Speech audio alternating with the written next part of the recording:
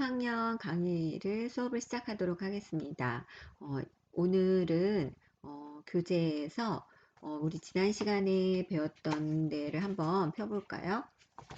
네, 지난 시간에 우리가 윤선도의 시조 견회요를 했었어요. 기억나죠? 그렇죠. 견회요 뜻이 뭐였죠?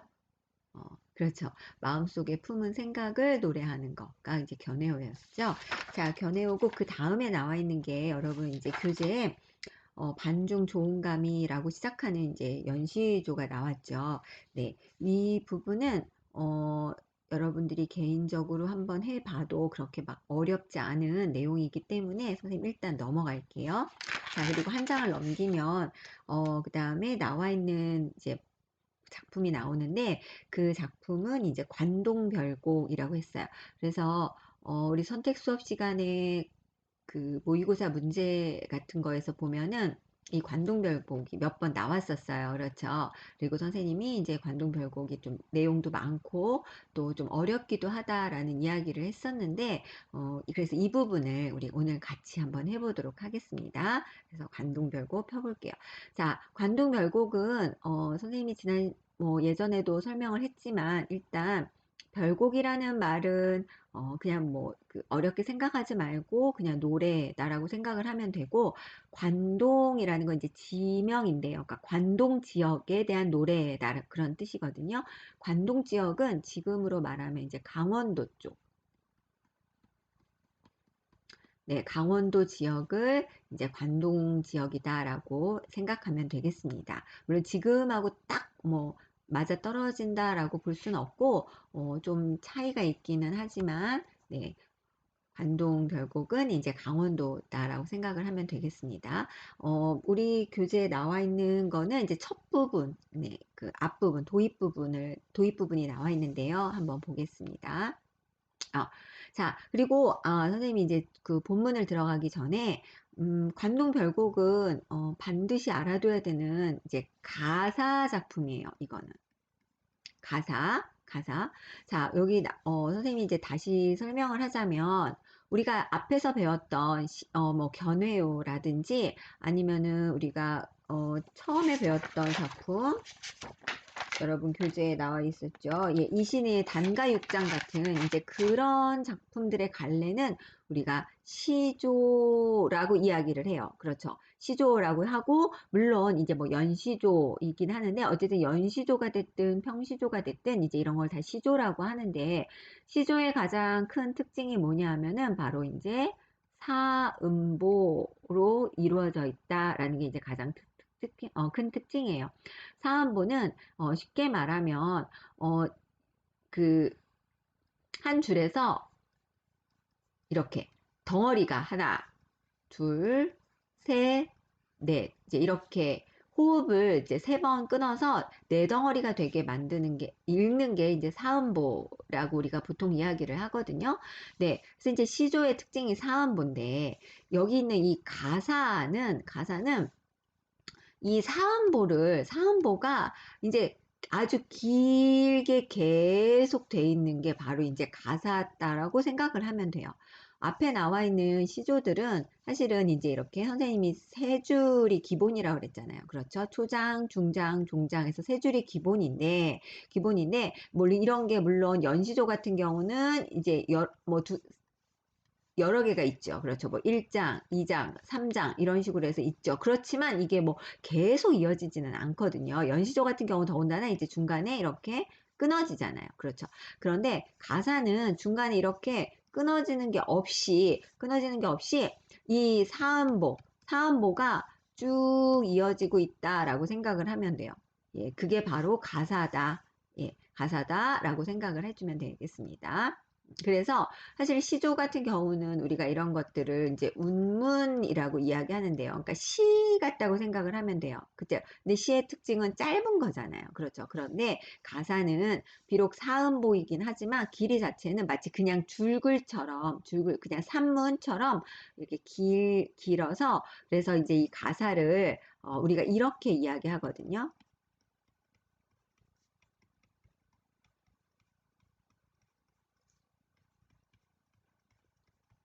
운문과 산문의 중간이다라고 이야기를 해요. 이제 그 이유는 길이상으로는 산문처럼 이제 길고 그 다음에 그럼에도 불구하고 이렇게 시처럼 짧은 이제 운율이 있다. 운율이 있고 길이는 길다 해서 산문과 운문의 중간이다라고 보통 이야기를 해요. 네, 뭐 이거 시조와 가사는 중요하기 때문에 선생님이 아마 앞으로도 계속 이야기할 테니까 여러분 뭐 지금 이렇구나 정도만 알고 넘어가면 되겠습니다. 특히 이제 그 중에서도 이제 관동별곡은 그 한자도 좀 많이 나오고 그 다음에 고사성어 옛날에 고사성어가 많이 나와서 고사성어를 그 상황을 잘 모르면 또 내용이 이해가 안 되는 것도 있고 그래서 전반적으로 좀 어려운 가사예요.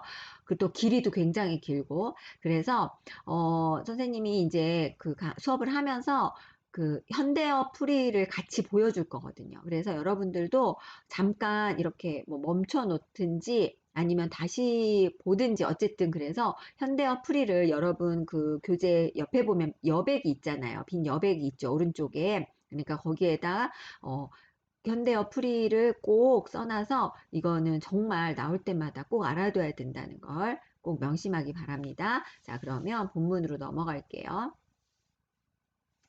자, 강호의 병이 깊어 중림에 누웠더니 해서 여러분의 교재에는 조금 이제 그나마 현대어 표기로 했어요. 그래서 여기랑은 약간 달라요. 그래서 여러분이 지금 여기 나와 있는 것들은 좀 이제 그 조선시대 표기다라고 생각을 하면 되고 여러분 책에 있는 거는 그나마 좀 현대어 표기다라고 생각을 하면 되겠습니다. 자, 강호의 병이 깊어 중림에 누웠더니 했습니다. 자, 보면 강호의 병이 깊어 중림에 누웠더니 지금 보니까 하나 둘, 셋, 넷. 그죠? 사음보로 이루어져 있죠? 이 사음보로 된 게 지금 이제 밑으로 쭉 내려가 있는 거죠. 그렇죠. 네. 자, 강호라는 말이 여기 나와 있죠. 자연이라는 말이에요. 자연. 그러니까 강호는 원래는 강과 호수 라는 뜻인데 여기서 강호라는 것은 강과 호수로 이제 대표되는 자연을 말한다라고 생각을 하면 돼요. 그래서 잘 알아두세요. 강호라는 말은 굉장히 많이 나오거든요. 네, 그래서 강호. 그래서 이렇게 고전에서는 자연을 이렇게 가리키는 그런 자연을 가리키는 단어들이 좀 많이 나와요. 그래서 나올 때마다 여러분이 꼭 기억을 해두면 좋겠습니다. 선생님이 강조하는 의미에서 이제 빨간 거로 한번 해놓을게요. 자연입니다. 네. 자, 강호의 병이 깊어. 자, 그런데 여기 보니까 강호, 자연의 병이 깊다라고 돼 있죠. 그런데 그게 무슨 말이야? 그렇죠. 밑에 나와 있죠. 이 병이라는 게 뭐냐 하면은 이거야. 자연을 너무 사랑해서 병이 들었다는 거지. 너무 사랑해서. 우리가 어떤 좋아하는 사람을 너무 좋아해서 생기는 병 있잖아요. 그게 뭐야? 이제 상사병이라고 하거든요. 상사병. 예, 어떤 사람을 너무 사랑해서 생기는 병이거든요. 이거는 자연에 대한 상사병이다라고 생각을 하는 거야. 자연을 너무 사랑해서 그래서 병이 들 정도로 사랑을 한다. 그런 이야기예요. 뭐 여러분 잘 이해는 안 가죠. 그렇죠? 네, 자연을 사랑하면서 병이 든다니까 이해는 안 가겠지만 어쨌든 그 이제 조선시대 선비들에게 있어서는 자연은 좀 동경의 대상이었기 때문에 이 자연을 사랑해서 이제 병이 들었어요. 자, 자연을 너무 사랑해서 그 병이 들었는데 그래서 중림에 누워 있었다라는 거예요. 여기서 중림이라는 것은 대나무 숲 대나무 숲이란 뜻이거든요.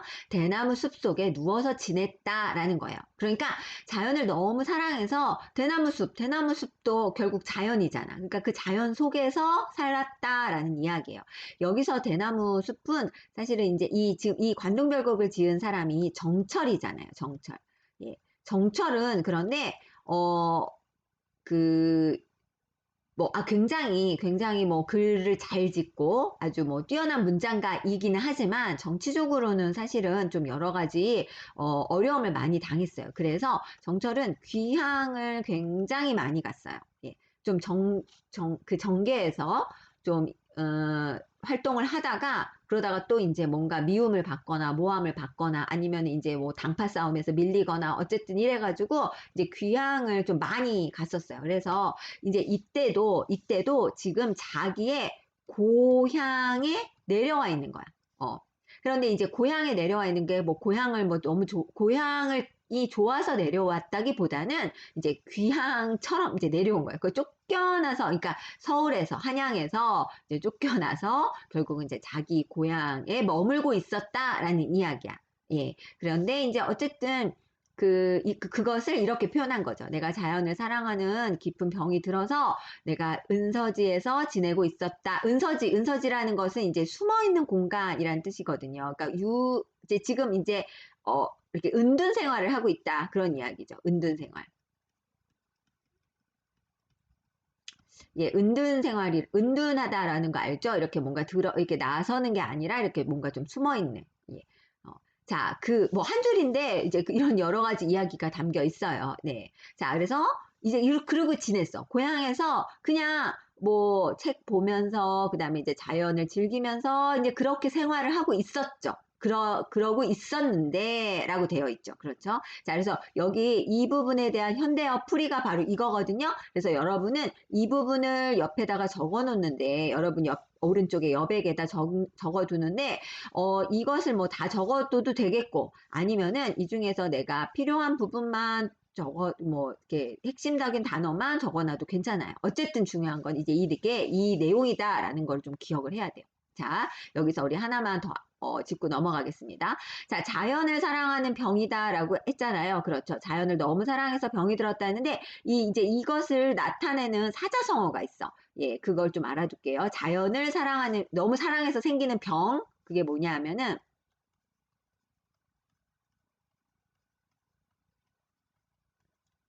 이쪽 볼지 모르겠네요. 천석고황이라고 하고요. 그 다음에 또 다른 뜻은 연하고질. 예, 천석고황, 연하고질. 예, 이게 모두 다 자연을 너무 사랑해서 생긴 병이란 뜻이에요. 네. 자, 그러니까 뭐 진짜 병이 생겼다기보다는 이제 자연을 너무 사랑한다. 이제 그렇게 생각하면 되겠습니다. 어쨌든 이제 이렇게 해서 고향에서 지내고 있었는데, 자, 관동 800리의 방면을 맡으시니 했어요. 자, 여러분 책에 뭐라고 나왔냐면 관동 800리의 방면을 맡기신다라면서 방면이 관찰사의 소임이라고 나와 있죠. 그러니까 이 관동 지역 아까 어디라고 했어? 강원도 지역이라고 했잖아. 관동 지역의 800리. 아마 이제 그 관동 지역, 그 강원도 지역의 그 넓이, 그러니까 뭐 거리가 아마 800리 정도가 되나 봐요. 그래서 관동 지역에 800리가 되는 그 관동 지역에 방면을 맡겨주셨어. 방면을 맡겨줬어. 자, 어떤 뜻인지 밑에 볼게요. 자, 임금께서 800리나 되는 강원도 지방에 관찰사의 소임을 맡겨주시니 라고 되어 있죠. 자, 관찰사. 이 강원도 지방을 이렇게 다스리는 관리인 거야. 강원도 지방을 다스리는 관리의 역할을 맡겨주셨어요. 자, 지금 나는 지금 어떤 상황이야? 그렇죠. 지금 이제 거의 쫓겨나다시피 해서 고향에 내려와서 그냥 뭐 특별한 일 없이 자연 속에서 그냥 뭐 이렇게 그냥 그러고 생활하고 있단 말이야. 여기 지금 대나무 숲에 누워있어 지냈다 그랬잖아. 그래서 이렇게 지내고 있었는데 임금님께서 나를 부른 거지. 뭐라고 부른 거야? 그렇지. 너 저기 강원도 지역 네가 좀 맡아봐. 네가 좀 맡아서 네가 좀 잘 다스려봐. 라고 나에게 이제 일거리를 주신 거죠. 그렇죠. 한마디로 나는 백수였는데 백수로 지내고 있는데 취직을 한 거죠. 그렇죠. 일자리를 얻게 된 거예요. 이제 일이 생긴 거야. 자, 그러니까 생각을 해봐. 사실은 내가 정말 자연을 좋아하기도 하지만 사실은 나는, 그러니까 어디 있고 싶어? 그래서 임금님 옆에 있고 싶잖아. 임금님 옆에서 임금님을 도와서 훌륭한 관리가 되고 싶어. 그런데 지금은 내가 이 일을 할 수가 없는 상황이잖아요. 자, 그러던 차에, 그러니까 백수로 지내던 차에 임금님께서 일을 맡겨주시니까 어떻겠어요? 그렇죠. 너무너무 기쁘겠지. 그렇죠? 예, 너무너무 기뻐. 자, 그래서, 그 다음 뭐라고 했냐면, 어와는 뭐야? 감탄사. 그렇지. 감탄사. 어와, 성은이야, 가디록 망극하다. 아마 여러분들이 요 말은 들어봤을 거야. 성은이 망극합니다. 뭐 망극하나이다. 뭐 이제 사극 같은 데 보면 나오잖아요. 신하들이 임금님한테 성은이 망극하옵니다. 뭐 이런 말 나오잖아요. 그러니까 그게 뭐야? 임금님의 은혜가 정말 끝이 없습니다. 라고 이제 이야기하고 있는 거야. 자, 그러니까 너무 기뻐. 나 백수를 지내고 있는데 임금님이 나한테 이렇게 멋진 일자리를 줘서 너무 감사합니다. 임금님의 은혜가 너무 감사합니다. 라고 이야기를 하고 있죠. 얼마나 기뻐하는지 알겠죠. 네. 자, 그래서 자, 지금 이제 이 사람, 이 정철의 고향은 어디였냐면 전라도 지역이거든요.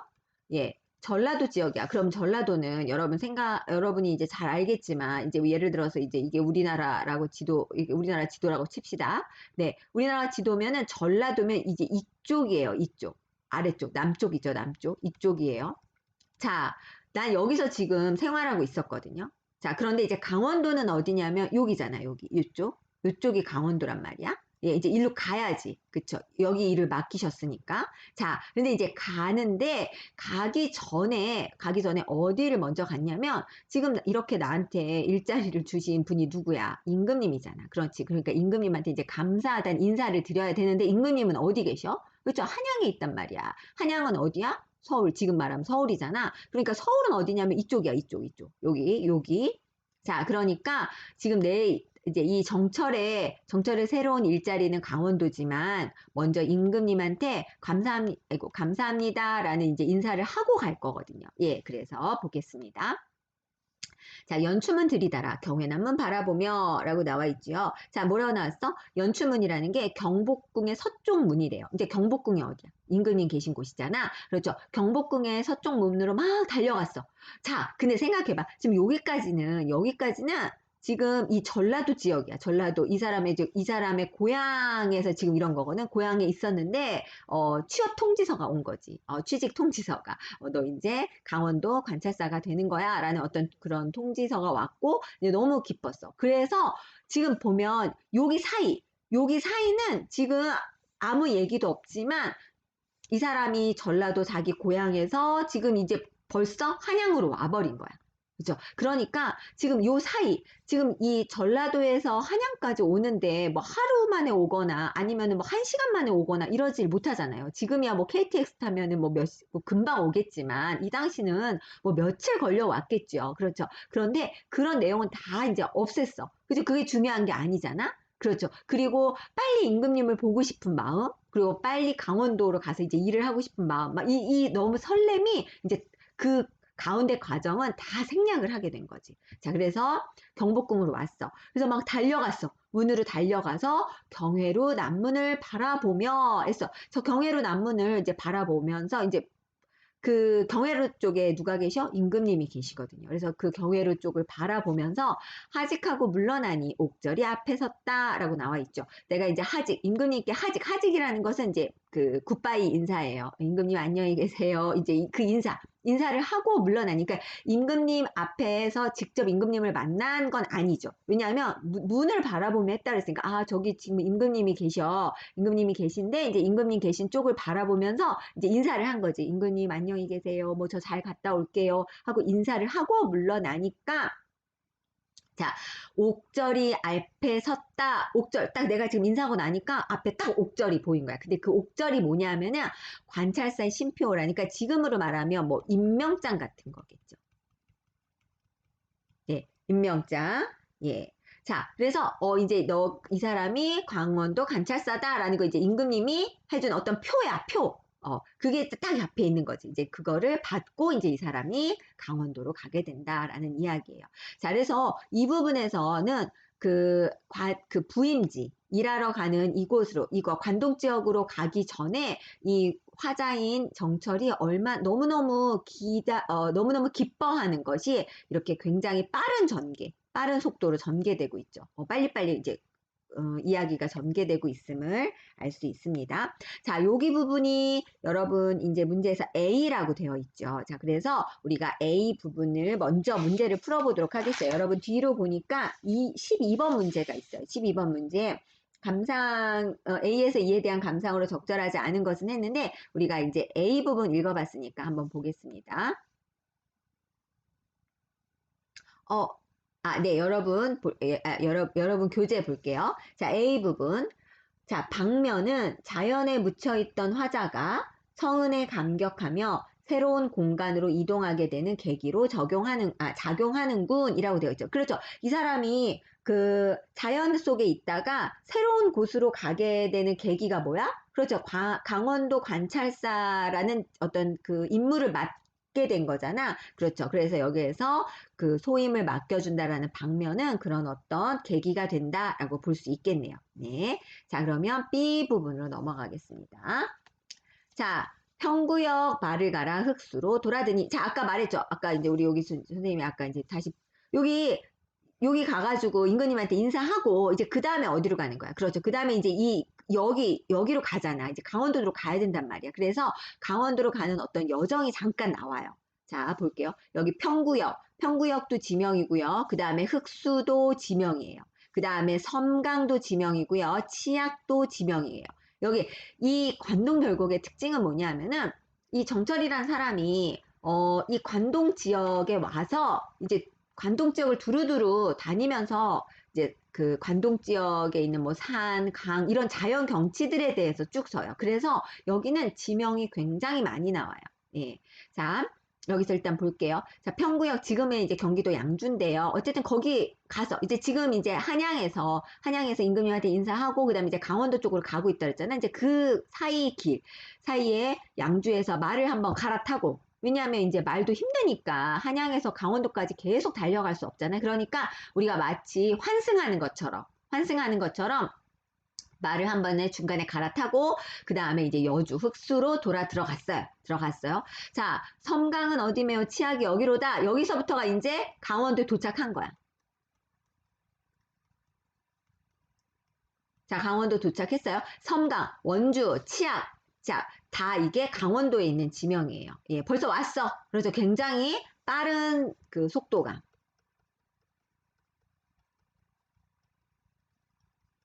예, 빠른 속도감으로 벌써 한양에서 이제 강원도까지 왔습니다. 자, 그 원주 어딜까? 그러니까 섬강이 어딜까? 치악산 이제 원주에 있거든요. 아, 여기구나 하고 이제 벌써 도착했어요. 자, 도착하고 나서 그 다음에 자, 소양강 나린물이 어디로 들난 말고 자, 소양강은 이제 춘천인데 이것도 역시 강원도죠. 왜냐면 지금 강원도 도착했으니까. 자, 춘천에 와서 이제 소양강을 봤는데, 이제 소양 강물이 막 흘러간단 말이야. 자, 그런데 그 강물이 흘러가는 것을 보면서 무슨 생각이 있냐면, 아, 저 강물은 어디로 흘러가는 걸까? 어디로 흘러가는 걸까?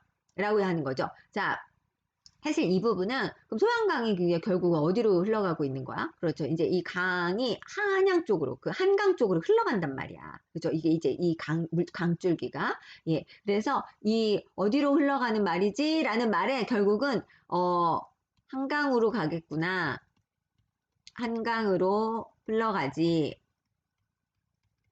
이런 뜻이고. 그죠? 자, 소양강에서 흘러가는 물은 어디로 흘러간단 말인가? 라는 이제 그 질문을 자기가 했잖아요. 근데 사실 이제 이 답은 뭐냐면, 한강으로 흘러가. 그런데, 한강은 어디에 있어? 한강은 서울에 있단 말이야. 서울. 그렇죠. 서울. 그런데 이 서울엔 누가 계셔? 그렇죠. 임금님이 계시지. 어.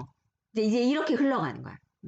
자, 이 소양강물은 어디로 갈까? 한강으로 가죠. 근데 한강은 어디에 있어? 한강은 서울에 있단 말이야? 근데 서울에 누가 있어? 아, 임금님. 내가 너무너무 사랑하는 임금님이 계셔. 그렇죠. 그래서 이제 요 부분은 임금님을 생각하는 마음인 거죠. 임금님 보고 싶다. 뭐 이제 이런 의미다라고 생각을 하면 돼요. 자, 그래서 이렇게 임금님을 너무 사랑하는 마음, 임금님을 너무 좋아하는 마음, 이제 이 마음을 뜻하는 사자성어가 있어. 이제 앞으로 되게 많이 나오거든요. 이 관동불곡에 굉장히 많이 있어요. 어떤 거냐면 이제 적어볼게요. 연군지정이라고 해요. 연군지정. 임금님을 연애하다 우리 이런 말 하잖아. 그러니까 임금님을 사랑하는 마음이다라고 했어. 자, 그러니까 사실은 이 관동결곡이 어려운 게 뭐냐면은 소양강에서 흘러가는 물이 어디로 흘러가는 거지? 흘러간단 말인지 뭐 요거까지는 뭐 현대어로 풀이하는 게 어렵지 않아. 그렇죠. 그냥 뭐 할 수 있어. 그런데 이게 여기에서 이제 임금님까지 가야 되는 거야. 이 생각까지 해야 되는 거지. 그래서 요런 것들 잘 체크해 놓도록 합시다.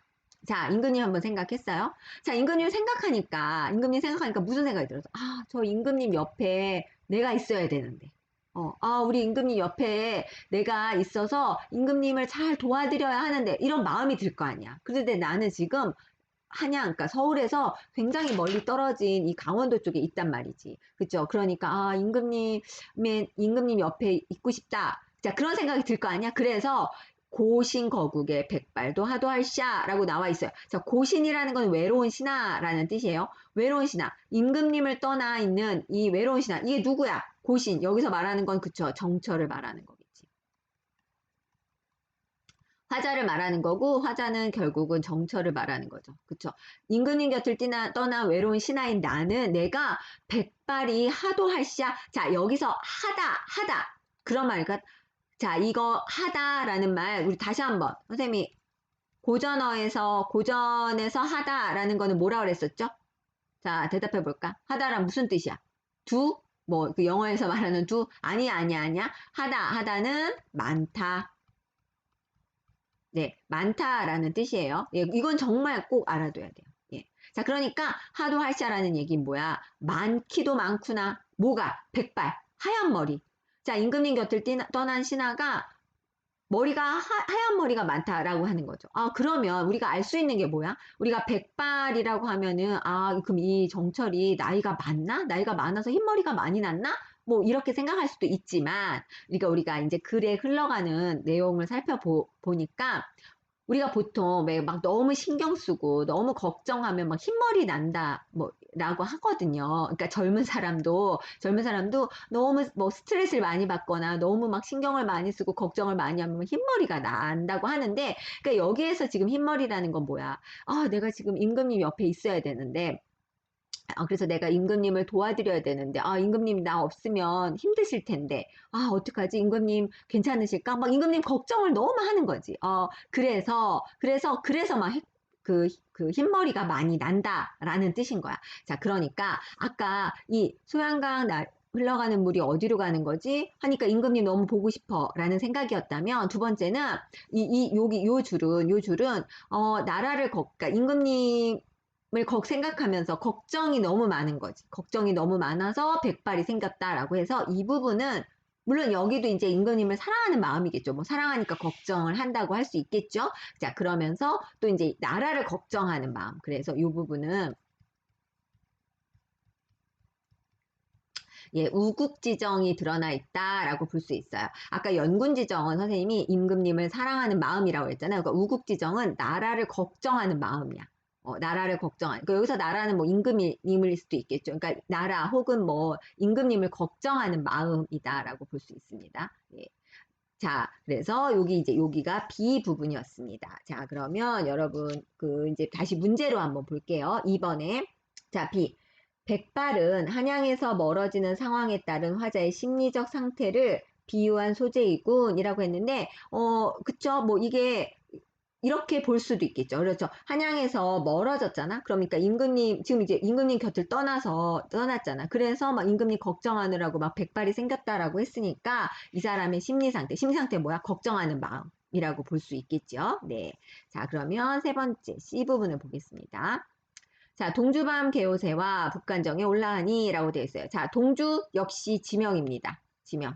자, 지명이 많이 나온다 그랬죠. 그래서 그래서 사실 지명 같은 경우는 이걸 뭐 뜻을 풀이할 필요는 없는 거잖아요. 그렇죠. 우리가 남양이면 남양인 거지, 뭐 남양이 뭘까, 뭐 남쪽에 뭘까, 뭐 이렇게 생각 굳이 안 하잖아. 그러니까 이제 이 지명은 사실은 이제 여러분이 뭐 이렇게 좀 표시를 선생님처럼 네모를 하거나 아니면은 뭐 형광펜 같은 걸로 그냥 이렇게 해놓으면 더 좋을 것 같아요. 어쨌든. 자, 동주에서 밤을 샜어. 밤을 간신히 새고, 그리고 북간정에 올랐다라는 거예요. 자, 올라갔다라고 하니까 북간정이라는 데는 조금 뭐 높은 곳이겠죠. 자, 여기 또 하나 봅시다. 그 관동별곡에는 모모정, 이런 거, 모모대, 모모루, 뭐 이런 말들 많이 나와요. 지금 북관청 이런 거 나오잖아요. 그렇죠. 그 다음에 뭐 청고대 뭐 이런 식으로 해서 모모정, 모모대, 모모루 이런 말들이 나오거든요. 그런데 이런 말들은 그냥 다 여러분들이 집이라고 생각하면 돼요. 집. 어떤 집이냐면은 좀 높은 곳에 세운 집. 그러니까 뭐 사람이 막 사는 이런 우리 그런 집이라기보다는, 정자 같은 거라고 생각을 하면 돼요. 정자. 예. 뭐 옛날에 이런 거 있죠. 선생님 그림은 잘 못 그리지만, 뭐 예를 들어서,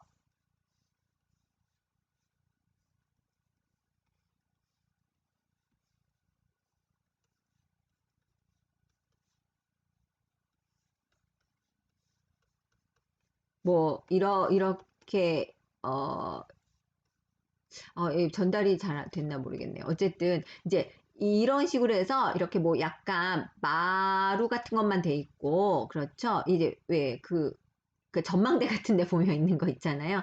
예, 그래서 이제 이런 건데 이게 좀 높은 곳에 있는 거예요. 그러니까 이런 평지에 있다기보다는. 이런 개념들은 다 이제 뭔가 정자라고 생각을 하면 가장 좋을 것 같아요. 네. 자, 어쨌든 동주에서 밤을 새고 그다음에 이제 북간정에 올라갔어요. 북간정에 올라갔더니 삼각산 제일봉이 왜 함하면 베리로다. 함하면 이거 뭐야? 웬만하면 이런 뜻이거든요.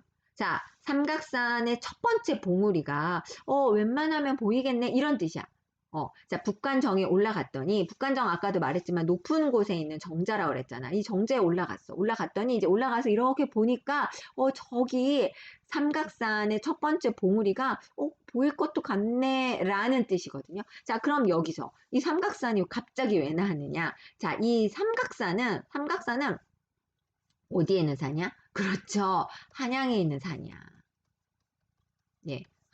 한양에 있는 산이거든요. 한양. 근데 한양에 누가 있어? 그렇지. 임금님이 있지. 그렇죠. 자, 그러니까 삼각산의 봉우리가 웬만하면 보이겠다라는 이야기는 또 뭐야? 그렇죠. 우리 임금님 계신데, 저기 임금님 계신데, 이제 이런 마음인 거죠. 그러니까 이 부분도 결국은 뭐야? 누구 생각한 거야? 그렇죠. 임금님을 생각한 거죠. 그러니까 이건 뭐야? 그렇죠. 연군지정이다. 라고 볼 수 있습니다. 네. 그렇죠. 자, 궁왕 대궐터의 오작이 지지괜히 했어요. 자, 궁왕이라는 건 궁예 알죠? 이렇게 이 사람 있잖아요. 그쵸? 어, 네, 궁예가 그 백제인가요? 고구려는 아니죠. 후 고구려는 왕건인가 했으니까 어쨌든 예, 이제 궁예가 나라를 이제 세우려고 대궐 터를 잡았단 말이야. 어디에? 여기 지금 이 북간정이 있는 이 지역에 자, 그래서 이 사람이 이제 정철이 딱 보니까 지금 여기가 궁예가 이제 나라를 세우려고 이제 대궐을 이제 지었던 그 대궐 터였던 거지. 자, 그런데 지금은 당연히 그 대궐은 없어졌겠죠. 다 뭐 부서지거나, 아니, 어쨌든 그랬겠죠. 뭐 궁예가 망하면서, 그래서 지금은 이제 거기에 막 잡초만 있고, 정말 터만 남은 거예요. 터만 남은 거죠. 자, 그래서 그냥 까마귀하고 까치만 거기서 이제 막 놀고 있는 거겠죠. 예, 무슨 상황인지 알겠어요? 네. 자, 그 궁예라는 왕이 굉장히 여러분 이제 뭐 한국사에서 배웠겠지만 궁예라는 왕이 굉장히 세력도 컸고 사실은 이제 고려라는 나라를 이제 왕건이 세웠지만 사실은 이제 왕건보다도 더 힘이 셌고 세력이 컸던 게 바로 이제 궁예였잖아요. 그렇죠. 그러니까 지금 이제 요 부분은 뭘 말하고 싶냐면은 그렇게 정말 한때는 굉장한 세력을 자랑했던 그런 궁예 같은 사람도 결국은 이제 시간이 지나니까 다 없어졌잖아요. 그쵸? 그 사람도 이제 죽고 그 사람이 세웠던 대궐도 없어져서 이제는 막 터만 남았고. 그렇지? 예. 그러니까 이제 이런 부분들을 보면은 정말 그 인생이라는 게 별거 아니구나. 그렇죠. 별거 아니구나. 진짜 그 궁예가 정말 뭐 마치 세상을 다 가진 것처럼 했지만 그것도 결국은 한순간이고. 이제는 진짜 뭐 남는 것도 없고. 예. 이제 그런 마음이 이제 여기 와서 드는 거야. 이 정철이. 자, 그래서, 궁왕의 대궐터에 이제는 까마귀하고 까치만 이제 막 놀고. 자, 그걸 보니까 이제 어떤 생각이 들었냐면, 천고의 흥망을 아는가, 모르는가. 예. 자, 천고. 아주 오랜 세월 동안. 오랜 시간 동안에 흥망은 뭐야? 흥한다. 망은 망한다. 그런 뜻이거든요. 그러니까 오랜 시간을 통해서 보면은 어떤 사람이 이렇게 막 흥해. 아주 잘 될 때도 있어. 근데 그 사람도 어쨌든 결국 시간이 지나면 또 망하고, 또 망한 것만 같은데 또 어떤 경우는 또 흥하기도 하고. 예, 그런 것들이 참 알 수가 없다. 인생이라는 건 참 알 수가 없다라는 것을 이제 이 부분에서 보여주고 있어요. 그래서 우리가 이런 것들을, 우리 10학년 친구들은 사실 이런 뭐 감정을 거의 느껴본 적이 없겠죠. 아직 뭐 살아온 세월이 얼마 안 되니까. 그래서 인생이 참 허무하구나라는 거를 느꼈다는 거야. 그래서 이제 이 부분에서 알 수 있는 정서는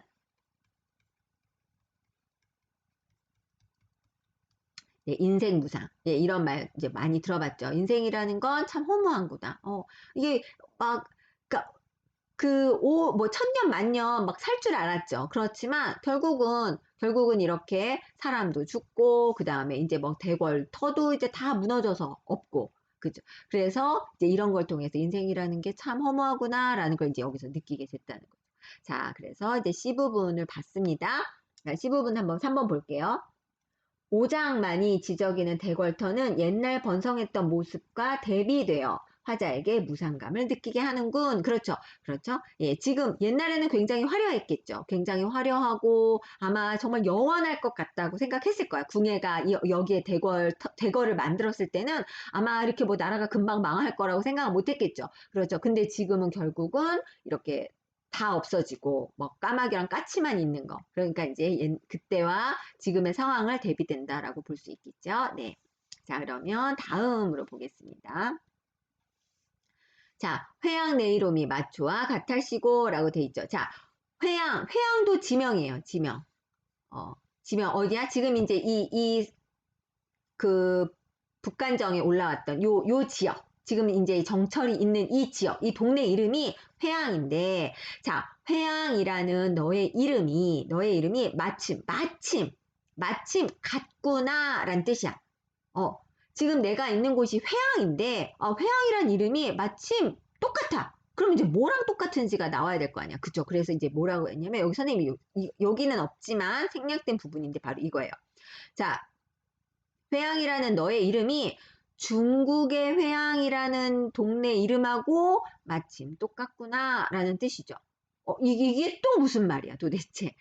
그래서 우리가 사실은 똑같은 이름의 동네들이 있죠. 그렇죠.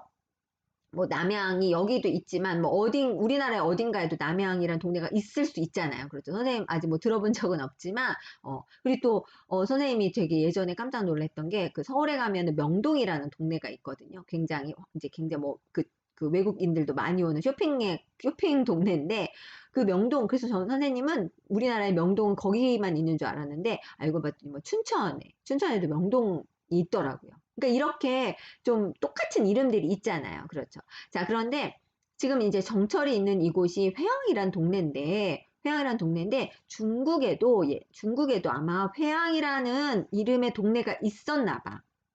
그러면서 이제 이 정철이 생각한 거지. 이름 똑같네? 자, 근데 이제 이게 왜 의미가 있냐면은 바로 이제 이 부분이야. 자, 급장류 풍채를 고쳐 아니 볼 거이고 라고 돼 이제 좀 말이 어렵죠. 그런데 급장류라는 건 사람 이름이에요. 그 사람 이름. 예, 급장류라는 거는 사람 이름. 자, 급장류의 풍채를 고쳐 다시 볼 것이 아닌가라는 뜻이에요. 자, 이제 여기 선생님 어려워요. 잘 들어보세요. 자, 급장류의 풍채라는 것은 뭐 모습 아니면은 그러니까 그 사람의 어떤 모습을 말하는 건데, 자, 급장류의 풍채 모습을 다시 볼 수 있지 않을까? 뭐 이런 정도의 의미야. 자, 근데 이 급장류란 사람이 누구냐면은 아까 말했던 이 회양 있잖아. 중국의 회양이라는 이 동네를 다스렸던 태수야, 태수. 그러니까 그 회양 지역을 그 다스렸던 관리거든요. 그런데 이 급장유란 사람이 굉장히 정치를 잘했대. 즉 회양이란 그 동네를 굉장히 잘 다스렸대. 그래서 백성들을 아주 살기 편하게 해주고 아주 좋은 정치인이었던 거야. 그래서 이제 우리가 이런 거를 선정이라고 하거든요. 그러니까 정치, 좋은 정치, 착한 정치를 했다는 거지. 그러니까 착한 정치라는 건, 그러니까 옛날에 정치를 참 잘한다라는 건 뭐야?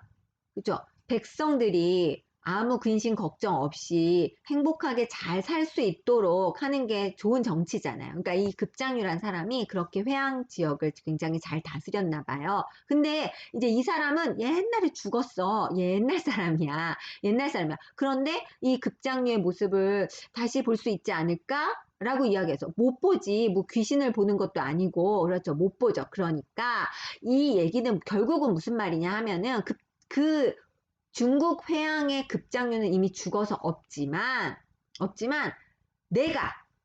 내가 급장유 같은 사람이 되겠다 그런 이야기야.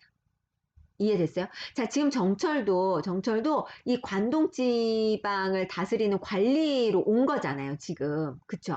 자, 그런데 이 사람이 오면서 무슨 생각을 했겠어? 아, 나 가면은 인제 뭐 사람들 막 괴롭혀가지고 막 내 배만 채우고 뭐 그렇게 할 거야. 뭐 이런 결심을 하진 않았겠죠. 무슨 결심했겠어? 아, 나 가서 정말 정치 잘해서 정말 내가 다스리는 이 관동 지역의 사람들이 정말 행복하게 잘 살도록 나 그런 정치할 거야. 이제 그런 마음을 먹고 왔을 거 아니야. 자, 그러다가 지금 이제 이 회양이란 동네에 오니까 딱 누가 생각났냐면, 아, 중국에서 그 회양을 다스렸던 이 급장유란 사람이 정치를 굉장히 잘했던 게 생각이 난 거지. 그치? 그러면서, 아, 비록 그 급장유는 죽었지만, 내가 그 급장유가 돼야겠다. 라는 이야기를 하고 있는 그런 결심. 자, 그러니까 지금 이 부분에서 하고 싶은 이야기는 뭐야? 그렇죠. 나는 선정을 베풀겠다. 백성들을 위해서 좋은 정치를 하겠다. 그래서 여기는, 어, 선정을 다짐하고 있어요. 이런 말, 이제, 선정의 포부, 꿈을 가지고 있는 거야. 아, 나 이제 선정을 베풀어야겠다. 예, 선정을 베풀어야겠다라는 부분이 나와 있어요. 이해됐나요? 네. 자, 그래서 선생님이 계속 얘기하지만 그래서 어려워. 관동별곡이 그 현대어로 풀이하는 거에서 멈추면 안 되고 이제 이런 내용들이 있다는 이게 좀 어렵죠. 자, 그러면 우리 이 부분 문제에서 한번 볼게요.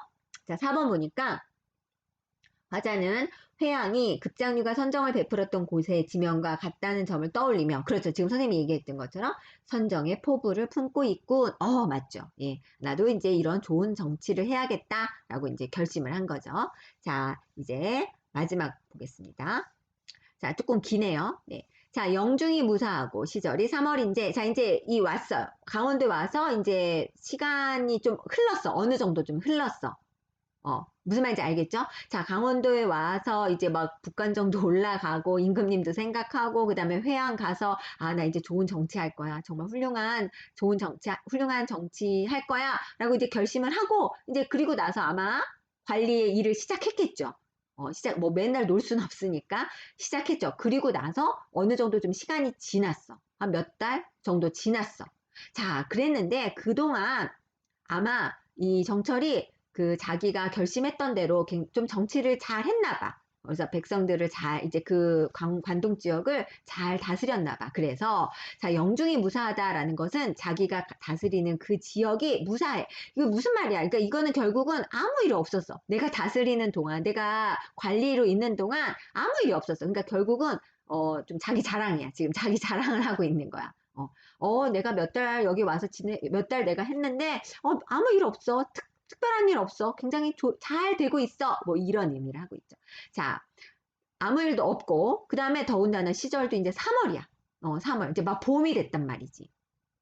자, 봄이 돼서, 그래서, 이제 잠깐 좀 쉬어볼까 하는 생각이 든 거야. 이제 아무 일 없이 잘 돌아가니까. 그래서 화천 시내길이 풍악으로 뻗어 있다라는 얘기인데, 이제 화천 시내길이 풍악이라는 말은 이제 금강산의 다른 이름이거든요. 예. 금강산으로 이제 아마 이제 금강산으로 여행을 떠나는 거야. 네. 자, 그래서 봄도 됐겠다. 이제 봄 그 꽃구경도 가고 이제 그런 의미죠. 자기가 이제 몇 달 동안 이제 열심히 일했으니까 이제 잠깐 이제 여행을 떠나는 거죠. 자, 행장을 다 떨치고 석경에 막대를 짚어. 자, 여행 장비를 이제 간편히 하고 이제 뭐 배낭 메고 우리 같으면 이제 그렇다는 이야기야. 예, 뭐 간단히 챙겨서 그다음에 이제 지팡이 짚고 그다음에 자, 이제 금강산 향해서 가는 거예요. 자, 백천동을 곁에 두고 만폭동 들어가니, 자, 백천동, 만폭동 다 뭐야? 지명이에요. 백천동 지나서 만폭동 들어간다. 아마 그 금강산 가는 길에 있는 지명이에요. 자, 백천동을 곁에 지나서 이제 만폭동으로 들어가는데, 이제 여기 중요해요. 여기 중요해요. 여기, 선생님 미리 발표할게.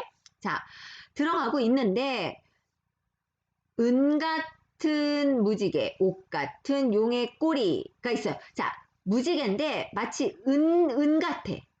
은 같아. 뭐 굉장히 아름답다. 뭐 이런 의미겠죠? 굉장히 아름다운 무지개 같은 게 있어. 그리고 용의 꼬리 같은. 근데 용의 꼬리인데 어때? 옥 같은. 막 구슬 같은 용의 꼬리. 근데 자, 다시. 자, 백천동을 지나서 만폭동으로 들어가다가 뭘 본 거야. 무슨 말인지 알겠어? 뭘 본 건데, 마치 무지개 같아. 은 같은 무지개 같기도 하고, 아니면 용의 꼬리 같기도 한 뭔가를 본 거야. 어, 그렇죠?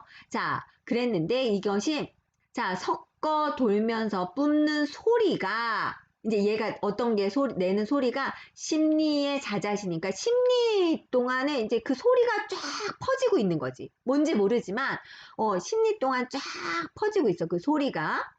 자, 들을 때는 우레러니 보니까 눈이로다. 무슨 말이냐면 내가 멀리서 그 소리만 들었을 때는 우레 소리. 여기서 우레라는 거는 뭐냐면은 천둥이야, 천둥. 그러니까 소리가 굉장히 컸다는 얘기겠죠. 제가 이제 멀리서 들을 때는 막 천둥 소리 같이 막 들렸어. 그런데 내가 가까이 가서 보니까 이게 눈이야, 눈.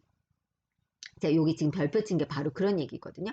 자, 만폭동을 들어가다가 지금 은 같은 무지개, 옥 같은 용의 꼬리 같은 게 이제 멀리서 보이고 있어. 그죠? 멀리 이제 뭐 이런 게 봤어. 그래서 이제 그 소리가 이제 막 퍼지고 있는 거지. 예.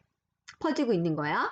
예. 자, 그래서 멀리서 내가 들을 때는 우레 같았는데, 천둥 같았는데, 가까이서 보니까 눈이로다 라고 돼 있어. 여기서 들을 때는 앞에다가 사실 요 말을 조금 넣어줄까요?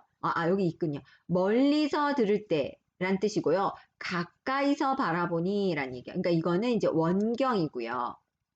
원경. 멀리서 바라본다는 뜻이고, 가까이서 보는 거는 근경. 그래서 멀리에서 근경으로 해서 이거는, 어,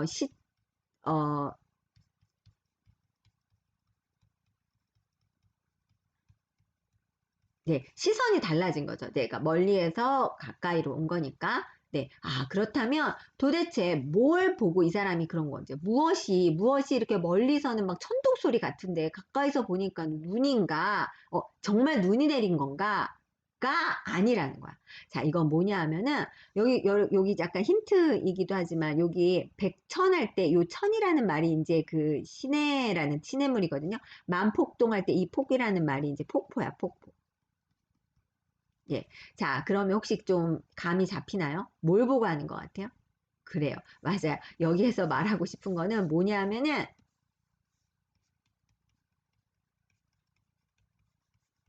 폭포를 말하는 거야. 폭포를. 예. 자, 우리가 이 폭포 이러잖아요. 이제 이렇게 막 절벽처럼 돼 있고, 여기서 이제 물이 막 콸콸콸콸 막 쏟아지잖아? 그쵸? 자, 여러분 뭐 폭포 다 본 적 있죠? 그렇죠. 뭐 여행 갔을 때 폭포가 있잖아요. 그죠? 그런데 폭포 소리 굉장히 시끄럽잖아요. 그죠? 그래서 폭포 근처에 가면은 뭐 사람 말소리 잘 안 들리잖아.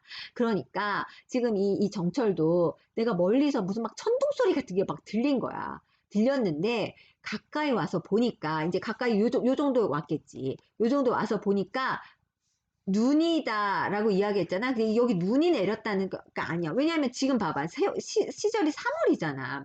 3월이니까 눈이 내렸다는 뜻은 아니죠. 그러니까 무슨 말이야? 지금 이제 왜 폭포가 막 떨어지면서 막 물방울이 막 퍼지잖아. 이렇게. 그쵸? 물방울이 막 퍼지는데 그게 마치 눈 같다라고 이야기를 하는 거야.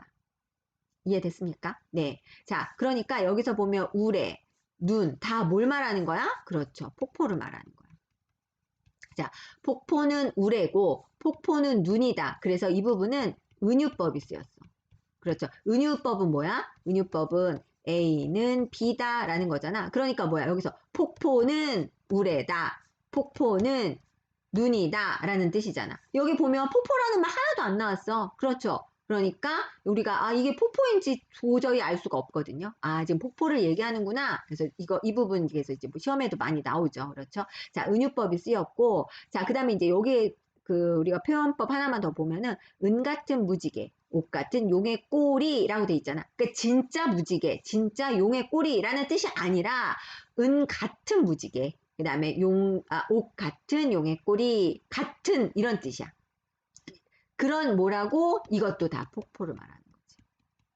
예. 그런데 여기 보면 은 같은, 옥 같은 이란 말 쓰였잖아. 그래서 어떤 표현법? 그렇지. 직유법. 직유법. 그래서 이제 이 부분은 폭포에 대해서 은유법과 직유법을 활용해서 이 표현을 하고 있어요. 정철이 참 글을 잘 쓰는 사람이라는 게 이런 식으로의 이런 어떤 표현법을 굉장히 잘 활용을 해요. 그래서 사실은 우리가 이제 이걸 읽어보면 이 장면이 이 폭포에 대해서 마치 정말 우리가 진짜 보는 것 같이 느껴지게 쓰잖아. 막 천둥 소리 우리 다 경험해봤고, 그 다음에 가까이서 보면 막 그 물방울 흩어지면서 그게 마치 막 눈 내리는 것 같이 막 스프레이로 눈 뿌리는 것처럼 보인다라는 걸 이렇게 표현을 한 거죠. 네. 됐나요? 네. 자, 그러면 다음 마지막 12번에 5번 한번 볼게요. 자, 석경 아까 지팡이거든요. 지팡이. 자, 석경은 화자가 관찰사로서 해결해야 할 과제가 많음을 상징하여 선정에 대한 의지를 드러낸다. 노. 전혀 그런 말 아니죠. 석경을 왜 짚은가? 여기 있잖아. 석경 여기거든요. 자, 그냥 뭐 지팡이 우리가 산에 올라갈 때 지팡이 짚는 이유는 뭐겠어? 좀 더 편하려고 그러는 거겠죠. 힘들지 않으려고 하는 거지. 뭐 이거 석경이 뭔가 일이 많아서 선정을 베풀어야겠다 뭐 이런 거라고는 상관이 없는 거죠. 자, 그래서 5번 선지는 사실은 이제 너무나 말도 안 되는 선지였기 때문에 5번을 찾는 거가 중요한 게 아니라 위에 있는 1, 2, 3, 4 A, B, C, D에 관한 설명들을 여러분이 다시 한번 이해하는 게 좋겠습니다. 네, 그러면 이제 11번 위에 있는 문제 한번 볼게요. 자, 윗글의 표현상 특징으로 적절하지 않은 것 했거든요. 지금 선생님이 얘기하면서 표현법 군데군데 얘기했었죠. 자, 1번. 대꾸의 방식을 활용하여 리듬감을 부여하고 있다. 근데 대꾸는 짝이 되는 구절을 말하는 거거든요. 지금 여기에서 대꾸가 쓰인 게 어디냐면 이런 거야. 자, 은 같은, 옥 같은. 그 다음에 무지개, 용의 꼬리. 이런 얘기죠. 은 같은, 옥 같은, 무지개, 용의 꼬리. 그 다음에 이 부분도 들을 째는 본이 난, 그 다음에 우레러니 눈이로다. 뭐 이런 부분. 그래서 이 글에는 대꾸가 굉장히 많이 나와요. 예. 하나만 나와도 뭐 나왔다고 할 수 있는데 어쨌든 이런 부분. 이것도 대꾸겠지. 백천동, 만폭동, 그 다음에 곁에 두고 들어가니. 이런 식으로. 짝짝. 백천동, 만폭동 짝이 되고 곁에 두고 들어가니 짝이 되고. 예, 이런 것들이 다 대꾸가 된다고 할 수 있어요. 그래서 1번은 맞고요. 2번 볼게요. 대상을 점층적으로 강조하여 시적 긴장감을 높이고 있다. 여기는 뭐 대상을 막 이렇게 점층이라는 거는 점점 커진다라는 커지게 표현을 한다라는 뜻인데 뭐 이게 있는지 없는지 모르겠지만 중요한 거는 시적 긴장감이라는 거. 막 이거 읽으면서 여러분 막 긴장되나요? 어떡하지? 막 이런 거 아니잖아요. 그렇죠. 그래서 답은 2번이에요. 네. 자, 3번 보면 감각적 심상을 활용하여 대상을 생동감 있게 묘사하고 있다라고 되어 있는데 감각적 심상이다라는 말은 우리가 감각이라고 하면 뭐야? 그죠? 시각, 뭐 청각, 그 다음에 후각, 뭐 촉각, 이런 애들이 다 감각이잖아? 그렇죠? 그러니까 여기에서 뭐 이게 다 눈에 보이는 거잖아. 그렇죠? 이거 소리는 청각이고, 이런 것들 통해서, 우리가 폭포라는 것에 대해서 우리가, 뭔가 더 생동감 있게 느낄 수 있겠죠. 자, 4번. 비유의 방식을 사용해서 대상이 지닌 속성을 부각하고 있다 라고 돼 있죠. 자, 여기 보면은 요 부분. 비유라는 거는 지구법, 은유법 이런 걸 다 비유라고 하는데 그 폭포를 마치 은 같은 무지개라고 표현했고요. 뭐 옷 같은 용의 꼬리라고 했으니까 뭐 굉장히 아름답고 뭐 이런 의미가 된다고 볼 수 있어요. 5번 영탄법을 사용해서 근데 아까 어와 뭐 이런 감탄사 나왔죠. 예, 그래서 성은이 만극합니다라는 거면 너무 고맙습니다 이런 얘기잖아. 그러니까 화자의 감정을 직접적으로 표출한다라는 것도 맞다고 할 수 있겠네요. 네. 이렇게 해서 우리가 사실 뭐 그 행수로만 따지면 몇 줄이 안 돼요. 그렇죠. 몇 줄이 안 되지만, 사실은 이제 뭐 필기할 것도 굉장히 많고, 여러분이 또 알아둬야 할 것도 많아요. 그래서 이렇게 지금 선생님하고 한번 한다고 해서 이게 뭐 완전히 머리에 들어오지는 않겠지만, 또 나중에 기회가 되면 선생님이 또 다시 해줄 거거든요. 그래서 일단 오늘 했던 부분들은 여러분이 꼭 정리하고 또 외울 거는 잘 외웠으면 좋겠습니다. 네, 마찬가지로 오늘도 이 관동별곡 중에서 중요한 내용들 여러분이 댓글로 정리해주면 좋겠어요. 네, 지금 이제 이렇게 여러분하고 직접 내가 할 수가 없어서 여러분들이 얼마나 이 내용을 이해했는지는 잘 모르겠는데, 또 우리가 얼굴을 보고 만날 때 좀 더 자세하게 짚고 넘어가도록 하겠습니다. 이해가 안 되면 이 강의 한 번만 조금만 다시 더 들어주면 좋을 것 같아요. 네, 오늘 수고했습니다.